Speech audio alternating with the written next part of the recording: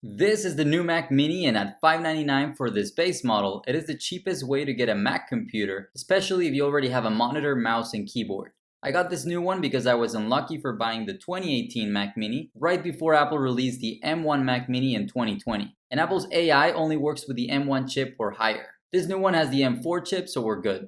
Now, the 2018 model was already so small at that time, but this new one is even smaller. Someone even asked me if it was a router or accessory for the old Mac Mini, but no, this is a full computer and it's so light as well. It is taller, so in some setups it might not fit, which is something to consider. Another big difference are the ports. The new Mac Mini has two USB-C ports and a headphone jack in the front, which I had no idea that was a headphone jack, by the way. For the back side, the main difference is the two USB-A ports that only the old one has. The new one only has 3 Thunderbolt 4 ports. However, you'll notice that the old one has a power button and the new one doesn't. That's because they decided to put it under in the back corner. It's not a huge deal for me because I can easily lift it, but it might be inconvenient for some. Oh, and performance with the new Mac Mini is excellent. Web browsing is such a breeze, and even when you edit 4K footage, there are no hiccups. It doesn't overheat and it's silent so far.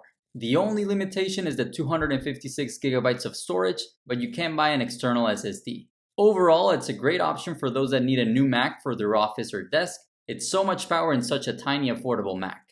But let me know your thoughts in the comments, whether you'll buy one or whether you have an old one that still works really well. Also, please don't forget to like and subscribe for more videos like these. Thanks for watching.